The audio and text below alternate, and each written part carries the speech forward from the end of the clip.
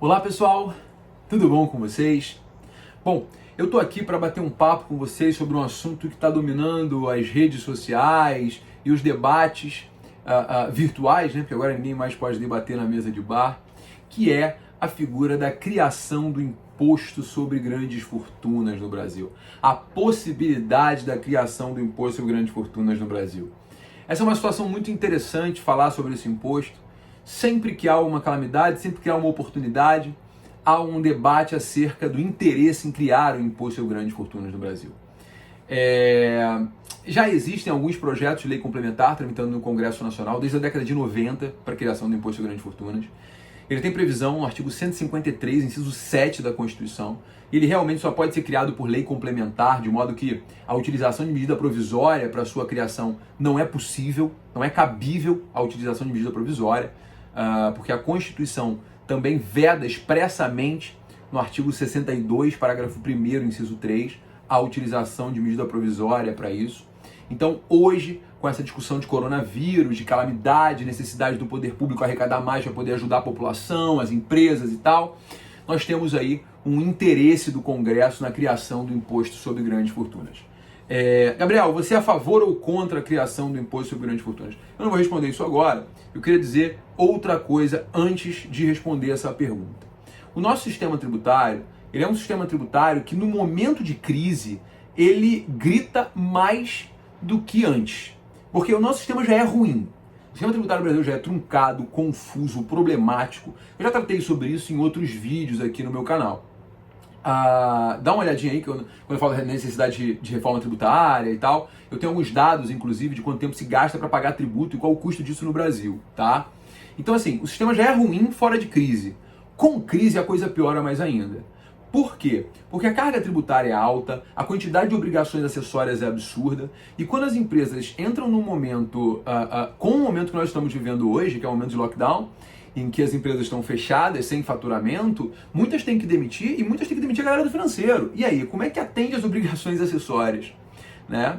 Esses são problemas que as empresas vão enfrentar no seu cotidiano, e o poder público também vai enfrentar um problema seríssimo de fluxo de caixa. O poder público vai ter problema nos seus cofres porque, veja, com o lockdown, os estados não arrecadam ICMS, porque não tem comércio.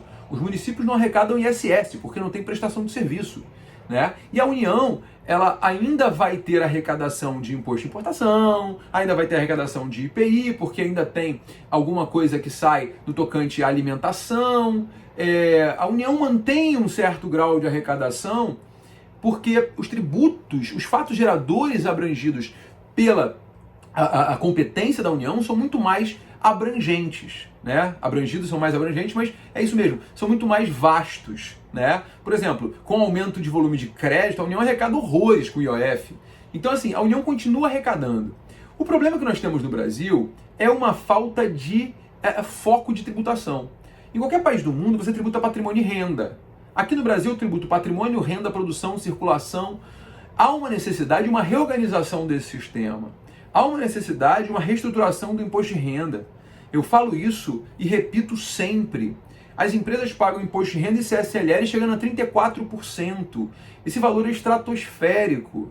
Por que não reestruturar isso, reduzir um pouquinho esse valor, equilibrar essa tributação e passar a tributar a pessoa física não só no prolabore, mas também na distribuição de lucro?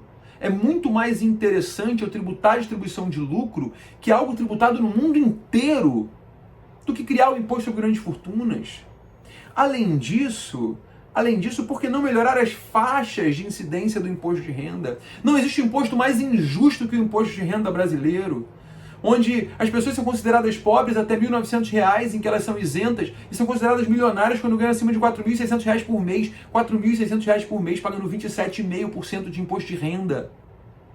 Perceba, o ITD, que é o Imposto de Transmissão, Causa Morte e Doação, enquanto ele vai ter uma alíquota de 30%, 40% em países de primeiro mundo, aqui nossa alíquota máxima é de 8%. O Brasil tem um sistema injusto e regressivo, eu não tenho a menor dúvida que o Brasil tem um sistema injusto e regressivo, mas o imposto sobre grandes fortunas não será a solução para esse problema. Gabriel, mas vamos criar para combater o coronavírus. Não vai criar para combater o coronavírus, sabe por quê? Porque o imposto sobre grandes fortunas, ele terá que respeitar os princípios da anterioridade da noventena. Se esse imposto for criado agora, no meio do caos do coronavírus, ele não vai poder arrecadar um centavo. Ele só vai poder ser cobrado em 1º de janeiro de 2021. Porque ele tem que respeitar o exercício financeiro seguinte. Se o objetivo é combater o coronavírus, esquece. Não vai gerar caixa para isso. E tem mais um detalhe. Se daqui até 1º de janeiro o governo vai ter que esperar para cobrar, eu não tenho a menor dúvida que o impacto do imposto sobre grandes fortunas vai ser mínimo. Porque vai acontecer exatamente como aconteceu em todos os países do mundo que já criaram o imposto sobre grandes fortunas. Os milionários foram embora do país. E é o que vai acontecer no Brasil. A criação do imposto sobre grandes fortunas no Brasil vai gerar uma evasão de milionários. Todos aqueles que serão os obrigados a pagar, eu não tenho a menor dúvida, eles vão deixar o país, como fizeram em outros países. A França teve uma experiência recente nesse sentido. Com a criação do imposto sobre grandes fortunas francês, houve uma debandada de milionários da França para os outros países europeus. Até um ator famoso francês se naturalizou russo para não pagar o imposto sobre grandes fortunas. Então percebam, a aplicabilidade prática desse imposto é mínima. O que se precisa no Brasil não é apagar incêndio. O que se precisa no Brasil é reestruturar o sistema tributário para que ele seja mais justo, com a tributação, repito, da distribuição de lucro, com a equalização do imposto de renda ICS/LL, com a desoneração da folha de pagamento, que é absurda, e com o aumento da alíquota máxima do ITD para permitir que os estados tenham um maior respiro, maior capacidade de arrecadação. É isso que se espera, não medidas políticas, medidas que são utilizadas para ganhar voto em momento de crise. Não é o momento de se politizar o coronavírus. O momento é de se combater a doença. Todos juntos, inclusive o governo, buscando medidas corretas. Porque senão, daqui a pouquinho a gente vai combater a doença. Mas no final das contas, nosso sistema tributário continuará atrasado cada vez mais, onerando e pesando para cada um de nós. Porque se criar o imposto sobre grandes fortunas e os milionários forem embora, talvez a União perca até uma parte da sua arrecadação. Então não dá para agir com o fígado. Agora é o momento de agir de forma inteligente e estratégica.